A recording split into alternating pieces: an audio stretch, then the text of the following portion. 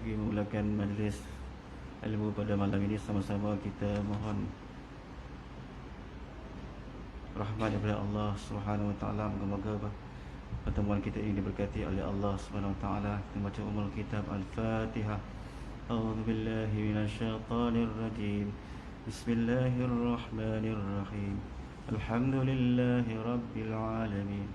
Ar-Rahmanir Rahim. Maliki yaumiddin. Iyyaka na'budu wa iyyaka nasta'in. Ihdinas siratal mustaqim. Siratal ladzina an'amta 'alaihim ghairil maghdubi 'alaihim waladdallin. Amin. Alhamdulillahi rabbil alamin. Salatu wassalamu ala asyrafil anbiya'i wal mursalin wa ala alihi wa sahbihi ajma'in. Subhanaka la ilma lana illa ma 'allamtana innaka antal alimul hakim. Rabbi shrah li sadri wa yassir li amri wahlul 'uqdatam min lisani yafqahu qawli. Allahumma rabban nas, Allahumma rabb Jibril wa Israfil wa Mikail, Fatir as-samawati wal ard, عالم الغيب والشهادة، أنت تحكم بين عبادك فيما كانوا فيه يختلفون، اهدنا لما اختلف فيه من الحق بإذنك، إنك تهدي من تشاء إلى صراط مستقيم. لا حول ولا قوة إلا بالله، لا حول ولا قوة إلا بالله، لا حول ولا قوة إلا بالله العلي العظيم. Amma ba'd. Alhamdulillah, pertamanya marilah sama-sama kita merafakkan kesyukuran kehadrat Allah Subhanahu wa taala, kerana dengan inayah dan rahmat daripada Allah Subhanahu wa taala dapat kita memenuhi dan melafazkan menjawab azan, lafaz azan hayya 'alas salah, hayya 'alal falah. Bukan sahaja kita menjawab dengan lidah kita, la haula wala quwata illa billah, la haula wala quwata illa billah. Bahkan kita menjawab dengan tubuh badan kita, di mana kita dapat menghadirkan diri kita ke rumah Allah ini. Bersama-sama kita menunaikan fardu maghrib secara berjamaah, dan insya-Allah kita hidupkan di antara maghrib dengan isya ini dengan majlis ilmu, insya-Allah. Mudah-mudahan Allah SWT memberikan kepada kita niat yang tulus, ikhlas, mukhlisin lahuddin, semata-mata kerana Allah Subhanahu wa taala. Insya-Allah pada malam ini daripada kitab Ziarah ke Alam Barzakh, ke surat 363, iaitu tajuk penampakan amal orang hidup kepada orang mati. Yang mana tajuk yang sebelum ini ialah penampakan syurga dan neraka kepada mayat setiap hari, berdasarkan firman Allah Subhanahu wa taala, A'udzu billahi minasyaitonir rajim. An-naru yu'raduna 'alaiha ghuduwan wa 'ashiyya wa yawma taqumus sa'ah adkhilu ala fir'auna asyaddal 'adzab. Iaitu kelompok manusia yang kufur, yang mana siang dan malam mereka melalui alam barzakh yang sangat menggeronkan, di mana sekali pagi dan sekali petang dibentangkan, ditunjukkan kepada mereka neraka, di mana tempat yang bakal mereka duduki. Begitu jugalah bagi orang-orang yang beriman, pada pagi dan petang juga akan ditunjukkan bagaimana kedudukan mereka nanti di syurga yang penuh dengan nikmat daripada Allah Subhanahu wa taala. Dan pada pertemuan ini insya-Allah kita sambung, iaitu penampakan amal orang hidup kepada orang yang mati. Tuan-tuan yang dikasihi sekalian, firman Allah Subhanahu wa taala, A'udzu billahi minasyaitonir rajim. وَلَنَبْلُوَنَّكُمْ بِشَيْءٍ مِّنَ الْخَوْفِ وَالْجُوعِ وَنَقْصٍ مِّنَ الْأَمْوَالِ وَالْأَنفُسِ وَالثَّمَرَاتِ وَبَشِّرِ الصَّابِرِينَ. Nescaya kami akan menguji kamu dengan sedikit ketakutan, dengan kelaparan dan kekurangan harta benda, dan juga kematian. Wathamarat, dan juga buah-buahan. Wabashiris sabirin, dan berilah kabar gembira kepada orang-orang yang sabar. Yang mana kita ketahui hidup kita ini penuh dengan ujian. Dan sejak 2 tahun yang kebelakangan ini memang benar-benarlah kita diuji oleh Allah Subhanahu wa ta'ala. Minal khawfi, dengan ketakutan, virus COVID-19 yang melanda seluruh dunia, ya. Bahkan kita pun sekarang dah mengambil suntikan yang ketiga pula, suntikan penggalak, ya, booster. Minal khawfi, mana semua orang dalam keadaan ketakutan, ya. Wal ju'i, dan ada juga yang kelaparan, ada yang ekonomi lumpuh, jadi ada yang melarat dan sebagainya. Wa naqsim minal amwal, begitu juga dengan kekurangan harta benda. Wal anfusi, dan ada juga yang kehilangan nyawa. Mungkin yang kehilangan nyawa itu adik-beradik kita, mungkin kawan di tempat kerja kita, jiran kita dan sebagainya. Hari ini dilaporkan 29 orang lagi yang meninggal dunia akibat COVID-19, ya. Berbanding mula-mula dahulu dengan jumlah yang besar, dan akhir-akhir ini semakin berkuranganlah. Wathamarat, dan juga tanam-tanaman dan buah-buahan. Wabashiris sabirin, dan Allah ingatkan kita semua ujian-ujian kehidupan ini Allah suruh kita supaya bersabar. Yang mana orang-orang yang bersabar ini akan diberikan berita yang gembira. Siapa orang yang sabar? Allazina idza asabathum musibah qalu inna lillahi wa inna ilaihi raji'un. Iaitu orang-orang yang apabila ditimpa musibah, mereka berkata inna lillahi wa inna ilaihi raji'un. Kami ini adalah milik Allah dan kepada Allah jualah kami akan dikembalikan.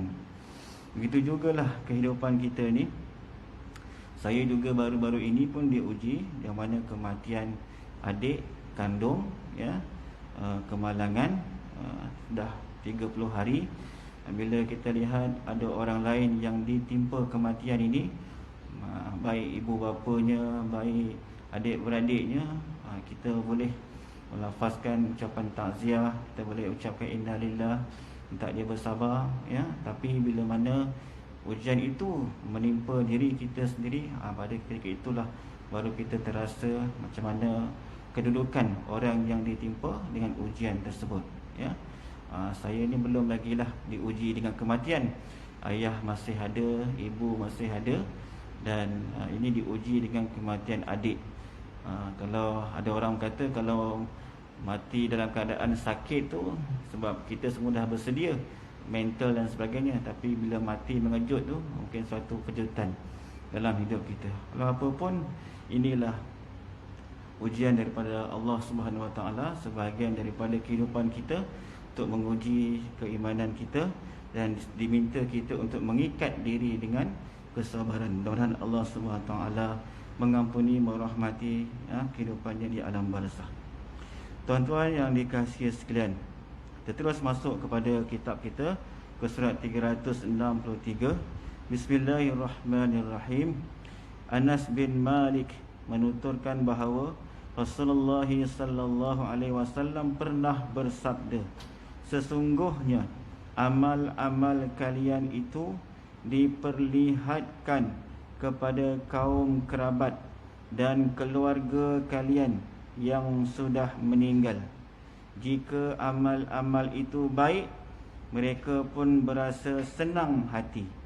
Jika sebaliknya, mereka akan mengatakan, ya Allah, janganlah engkau mematikan mereka sehingga engkau memberikan petunjuk kepada mereka sebagaimana engkau telah memberikan petunjuk kepada kami. Hadis riwayat Ahmad, Tirmizi dan Ibnu Mundah. Itu apa yang disebutkan oleh, diriwayatkan oleh Imam Anas bin Malik, ya. Sesungguhnya amal-amal kalian itu diperlihatkan kepada kaum kerabat, termasuklah mak ayah kita meninggal ke, adik-beradik kita meninggal ke, ya. Jika amal-amal kita ni yang ditinggalkan, kita sebagai anak, contoh bapak kita meninggal, mak kita meninggal, kita ni sebagai anak yang ditinggalkan masih lagi hidup di atas dunia ni, ya, di atas peninggalannya itu, di atas didikan-didikan yang telah diberikan oleh ibu bapa kita itu, jika amal-amal yang kita lakukan di atas dunia ni baik, mereka-mereka yang telah pergi dahulu tu, seperti mana yang biasa kita doakan, Rabbana ighfir lana wa li ikhwanina alladhina sabaquna bil iman, ya, ya Allah, ampunkanlah kami dan orang-orang yang terlebih dahulu yang meninggal kami dengan iman.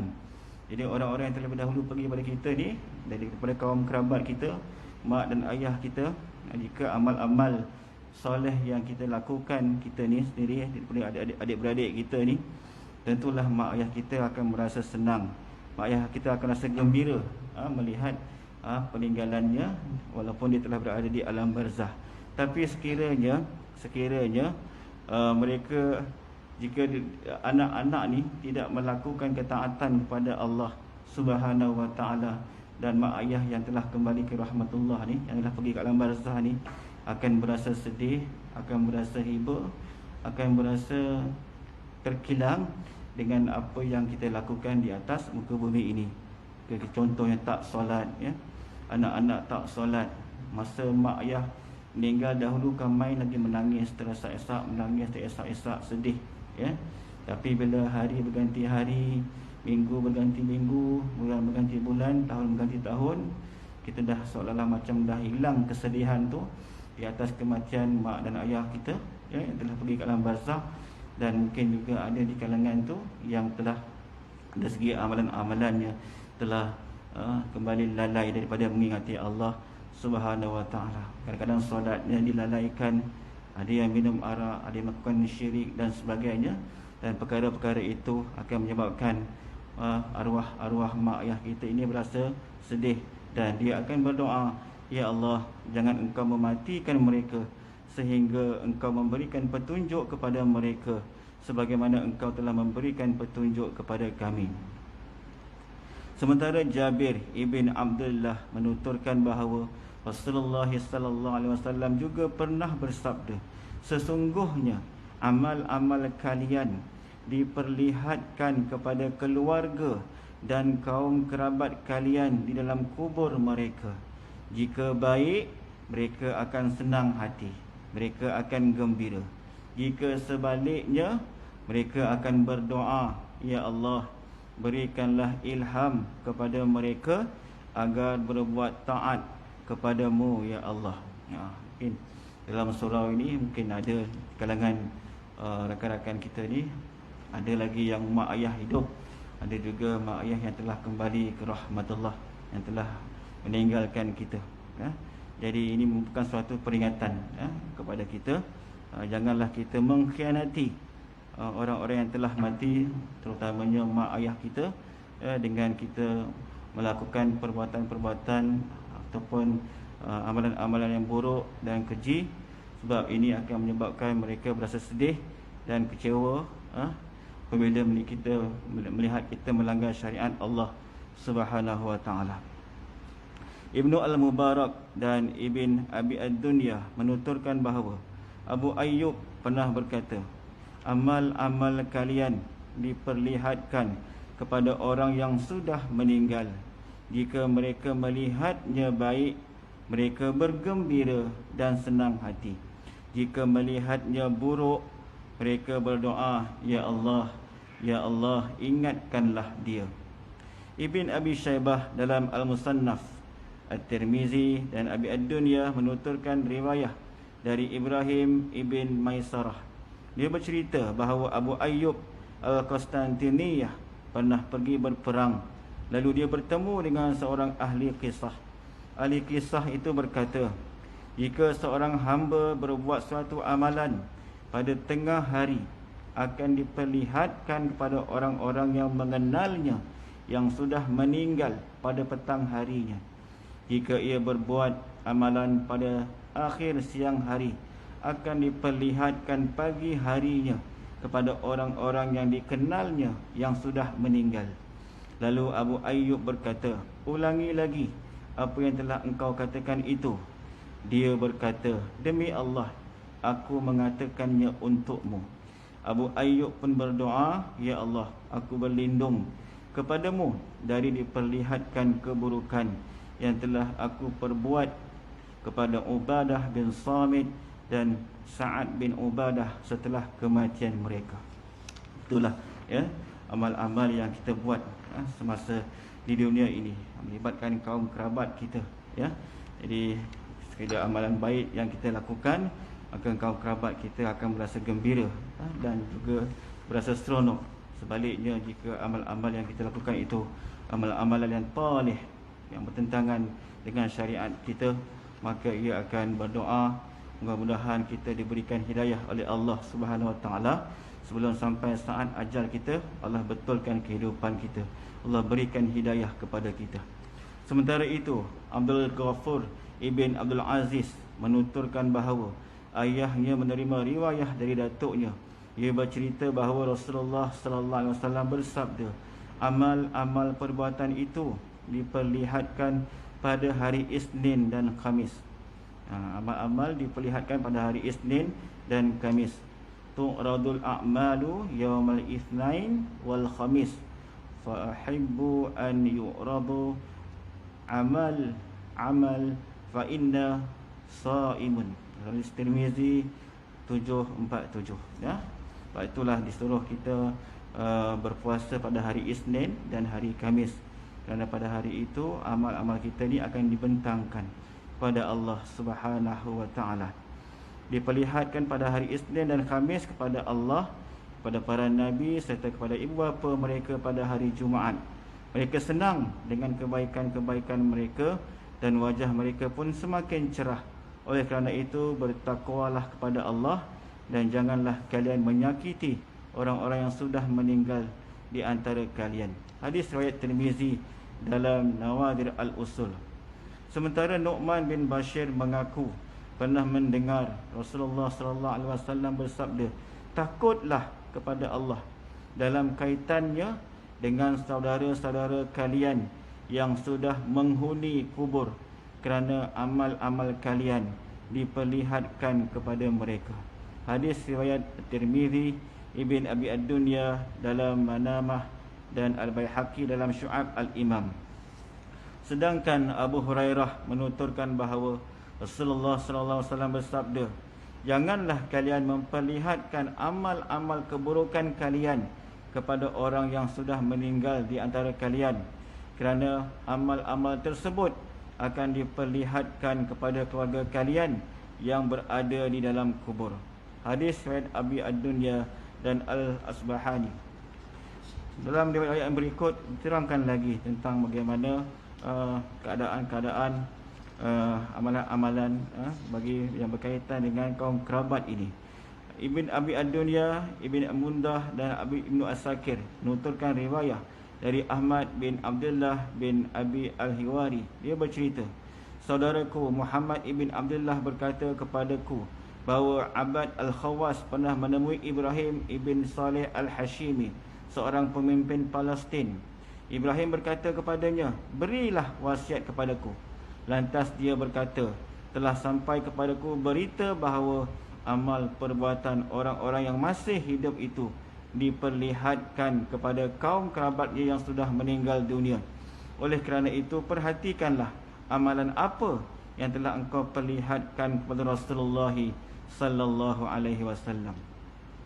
Abu Ad-Darda sebagaimana dituturkan oleh Ibn Abi Ad-Dunya pernah berdoa, ya Allah, aku berlindung kepadamu agar tidak dibenci oleh pakcikku Abdullah bin Rawahah jika aku bertemu dengannya kelak akibat dosa-dosa yang dilakukan.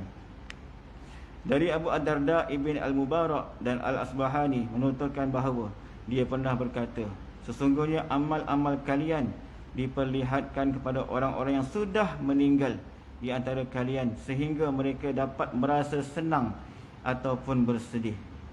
Setelah itu dia berdoa, ya Allah, aku berlindung kepadamu dari amalan yang menjadikan aku dihina oleh Abdullah bin Rawahah. Ibn Al-Mubarak kembali menuturkan riwayah dari Utsman ibn Abdullah ibn Aus bahawa Sa'id ibn Jubair pernah berkata kepadanya, mintalah izin kepada puteri saudaraku, dia adalah isteri Uthman, puteri Amir ibn Aus. Kemudian dia pun berangkat meminta izin untuk agar dapat menemuinya. Setelah itu dia masuk dan bertanya, bagaimana suamimu memperlakukan kamu? Dia menjawab, dia sentiasa berbuat baik kepadaku. Selanjutnya dia berkata, wahai Uthman, berbuat baiklah kepadanya, kerana engkau tidak berbuat sesuatu kepadanya melainkan akan diketahui oleh Amru ibn As, iaitu bapanya yang telah mati. Ditanyakan, apakah orang-orang yang sudah meninggal itu dapat mendengar tentang orang-orang yang masih hidup? Dia menjawab, ya, tidaklah seseorang yang sudah meninggal dan memiliki keluarga terdekat melainkan akan datang padanya amal perbuatan keluarganya yang masih hidup. Jika baik, dia akan berasa senang dan bahagia. Jika buruk, dia akan berduka dan bersedih. Bahkan jika mereka menanyakan seseorang yang sudah meninggal, lalu ditanya balik, apakah dia tidak mendatangi kalian? Lalu mereka menjawab, tidak, bererti dia dibawa ke neraka Hawiyah. Sementara Abu Nuaim menuturkan riwayah dari Ibn Mas'ud, dia berkata, sambunglah hubungan dengan orang yang pernah menjalin hubungan dengan ayahmu, kerana hubungan seorang mayat itu masih terus bersambung di alam kuburnya jika engkau terus menjalin hubungan dengan orang yang pernah menjalin hubungan dengannya. Ibnu Umar menuturkan bahawa Rasulullah SAW pernah bersabda, barang siapa yang ingin menjalinkan hubungan dengan ayahnya yang berada di alam kubur, hendaklah dia menjalinkan hubungan saudara-saudara ayahnya setelah kematiannya. Abu Usaid As-Sa'di menuturkan bahawa ada seseorang yang datang kepada Nabi SAW seraya bertanya, ya Rasulullah, apakah masih mungkin berbakti kepada orang tua yang dapat aku lakukan setelah kematian mereka? Boleh tak lagi saya nak berbakti kepada ibu bapa yang telah kembali ke rahmatullah ni? Beliau menjawab, baginda menjawab, ya, ada 4 kriteria yang tersisa untukmu. Sebab kita tahu hadis daripada Abu Hurairah radhiyallahu an, anna Rasulullah sallallahu alaihi wasallam qala, iza mata banu Adam, bila mati anak Adam, in qata'a amaluhu, maka terputuslah amalannya, illa min salatin, kecuali daripada 3 perkara, iaitu sedekah jariyah, sedekah jariyah, atau ilmun yuntafa'u bih, ataupun ilmu yang dimanfaatkannya semasa di dunia, diajarkan kepada orang lain, atau waladun salih, ataupun anak yang saleh, yada'ulah, yang mendoakannya. 3 perkara sahaja yang boleh menyambung amalan, yang boleh menyambung pahala bagi orang-orang yang mati. Tapi dalam hadis ni Nabi sebut, boleh tak lagi kalau saya ini berbakti kepada ibu bapa yang telah kembali ke rahmatullah? Nabi kata, iya, boleh. Ada 4 kriteria yang tersisa untukmu. Yang pertama ialah doa. Doa yang boleh menyambungkan pahala-pahala, mohon keampunan pada ibu bapa kita yang telah kembali ke rahmatullah. Sebab itu jangan kita tinggalkan doa kepada ibu bapa kita setiap kali lepas solat 5 waktu sehari semalam, dan juga waktu-waktu yang lain. Rabbana ighfirli dhunubi wa liwalidayya, Rabbi ighfirli dhunubi wa liwalidayya, ya Allah, ampunkanlah dosaku dan juga dosa kedua ibu bapaku, warhamhuma, rahmatilah mereka, kama rabbayani shaghira, sebagaimana mereka mendidikku ketika aku masih kecil-kecil dahulu.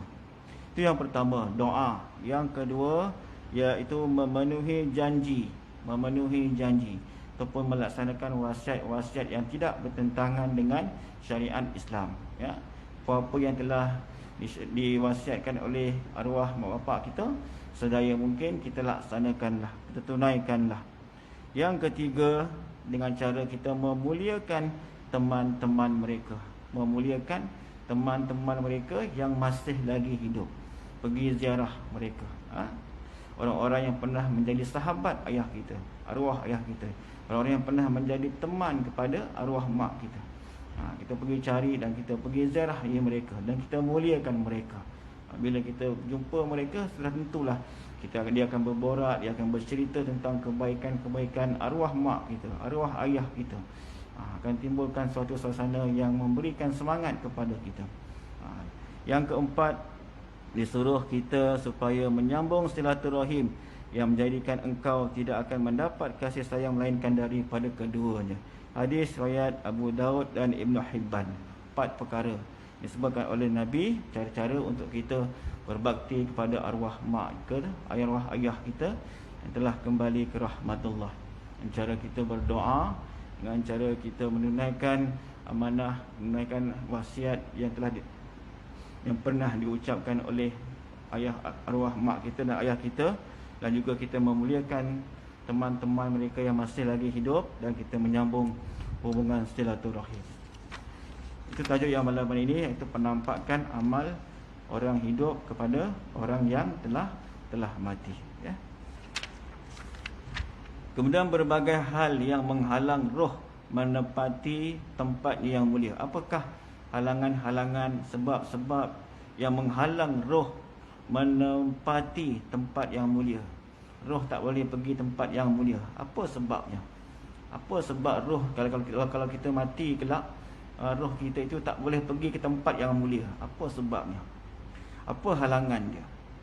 Abu Hurairah menuturkan bahawa Rasulullah sallallahu alaihi wasallam bersabda, jiwa seorang mukmin itu tergantung kerana hutangnya hinggalah hutangnya dilangsaikan. Hadis riwayat At-Tirmizi, Ibnu Majah dan Al-Baihaqi. Anas bin Malik berkata, kami pernah bersama Rasulullah sallallahu alaihi wasallam, lalu beliau mendatangi seseorang yang sedang disolatkan. Beliau pun bertanya, apakah sahabat kalian ada yang memiliki hutang? Mereka menjawab, ya. Beliau lalu bersabda, lalu apa manfaatnya bagi kalian jika aku menyolatkan orang yang rohnya masih tergadai di dalam kuburnya dan rohnya pun tidak naik ke langit? Jika ada orang yang menjamin hutangnya, aku akan mengerjakan solat untuknya, kerana sesungguhnya solatku akan bermanfaat baginya. Datang Nabi untuk menunaikan solat jenazah. Tiba-tiba lelaki yang mati itu sebenarnya ada hutang yang belum lagi dilangsaikan. Nabi kata, tak guna kalau aku nak solatkan jenazah ini, kerana hutang itu akan menghalangnya daripada naik ke langit, rohnya naik ke langit. Okey. Jadi jika ada di antara kalian yang nak menjamin, yang nak cuba membayar hutang tersebut, maka Nabi kata, aku akan mengerjakan solat untuknya, kerana sesungguhnya solatku akan bermanfaat baginya. Sebab itu hutang semasa kita di dunia ini perlu kita catat, perlu kita langsaikan, ya, supaya anda kata bila kita mati, anda kata kita dapat langsaikan hutang itu sebelum mati, itu yang terbaik. Dan andai kata kita tak sempat nak langsaikan, kita dah buat catatan-catatan hutang-hutang kita semuanya, dan daripada apabila kita mati, lebihan dari harta-harta kita itu kita boleh dilangsaikan hutang kita, barulah boleh diuruskan perkara-perkara yang lain dan seterusnya. Jika tidak, itu yang bahaya tu, ya, mana roh kita tidak akan naik ke langit. Jadi tajuknya berbagai hal yang menghalang roh menempati tempatnya yang mulia. Jadi antaranya ialah sebab hutang. Hutang ni menyebabkan roh kita ini tak dapat naik ke langit. Seperti mana yang diceritakan tadi itu, Nabi tak nak mensolatkan jenazah itu sebab jenazah itu ada hutang. Dan Nabi tanya, siapa di antara kalian yang sanggup nak bayar hutang dia? Kalau ada, maka aku sanggup untuk solatkan dia. Dan bila aku solatkan dia, dia akan memberikan manfaat kepada jenazah tersebut. Samrah Ibn Jundab menuturkan bahawa Nabi SAW pernah mengerjakan solat subuh. Setelah itu beliau bertanya, apakah di sini ada seseorang dari Bani Fulan? Sesungguhnya sahabat kalian ini Jenazah itu ditahan di pintu syurga. Ditahan di pintu syurga, tak dapat masuk pintu syurga kerana hutangnya. Jika kalian berkehendak, tebuslah. Jika kalian berkehendak, kalian dapat menyerahkannya kepada azab Allah Subhanahu wa taala. Kalau kalian, maksudnya ada siapa di antara kalian yang sanggup nak bayar hutang dia, selesaikan hutang dia, maka itu yang terbaik. Kalau tidak, maka begitulah keadaannya, dia tak akan dapat, dia akan menerima azab daripada Allah Subhanahu wa taala dan rohnya terhalang untuk pergi ke tempat yang mulia. Tadi Nabi sebut bahawa rohnya terhenti di pintu syurga, tak dapat masuk ke dalam syurga kerana hutang tu. Sementara Jabir radhiyallahu an menceritakan bahawa Rasulullah sallallahu alaihi wasallam tidak mahu menyembahyangkan seseorang yang meninggal dunia yang mempunyai hutang. Lalu beliau mendatangi seorang jenazah dan bertanya, apakah dia mempunyai hutang? Mereka menjawab, ya, 2 dinar. Kalau begitu, solatkanlah teman kalian itu. Lanjut Rasulullah. Selanjutnya Abu Qatadah Al-Ansari menuturkan, jumlah tersebut sebanyak 2 dinar merupakan tanggunganku ya Rasulullah. Maka Abu Qatadah sanggup untuk membayar 2 dinar hutang orang itu. Lalu dia mengaku di hadapan Rasulullah sallallahu alaihi wasallam. Dan baginda pun menyuruhkan para sahabat menyolatkan jenazah tersebut. Setelah itu beliau mengerjakan solat ke atasnya. Baginda mengerjakan solat ke atas jenazah tersebut. Setelah hutang 2 dinar itu sanggup dijelaskan oleh Abu Qatadah Al-Ansari. Sedangkan Ibn Abbas menuturkan bahawa Rasulullah SAW pernah mengerjakan solat subuh. Setelah itu beliau bertanya, apakah di sini ada seseorang dari kabilah Khudzail? Sesungguhnya sahabat kalian ditahan di pintu syurga kerana hutangnya. Hadis riwayat Al-Bazzar dan At-Tabrani. Sa'id ibn Atwa berkisah, ayah kami meninggal dunia dengan meninggalkan 300 dirham, juga keluarga dan hutang. Aku bermaksud memberikan nafkah kepada keluarganya. Lalu Rasulullah SAW bersabda, sesungguhnya ayahmu tertahan oleh hutangnya. Oleh kerana itu, bayarlah hutangnya itu. Hadis riwayat Ahmad. Susah kalau kita banyak sangat hutang ni, tuan-tuan.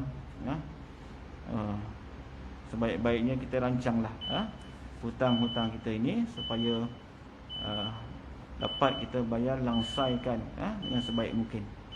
Dari Al-Barra bin Azib disebutkan bahawa Rasulullah SAW pernah bersabda, orang yang berhutang itu diperangkap oleh hutangnya. Dia mengadukan dirinya kepada Allah sendirian. Hadis riwayat Imam At-Tabrani. Mudah-mudahan kita ambil iktibar daripada perkara tadi. Janganlah sebab perkara hutang ni satu perkara yang besar, menyebabkan, sebab itulah bila mana kita ni sebagai waris, kita cakap kepada ahli jemaah yang solat jenazah, dan juga kita boleh iklan dalam media-media masa, ayah kita dah meninggal contohnya, sekiranya ada hutang-hutang yang belum dibayar, maka boleh tuntutlah kepada waris. Dan kita sebagai waris, kita secepat mungkin kita menyelesaikan hutang-hutang tersebut supaya arwah ayah kita itu tidak tertahan tempatnya untuk pergi ke tempat mulia. Jadi subhanakallahumma wa bihamdika asyhadu an la ilaha illa anta astaghfiruka wa atubu ilaih. Astaghfirullahalazim, astaghfirullahalazim, astaghfirullahalazim. Assalamualaikum warahmatullahi wabarakatuh.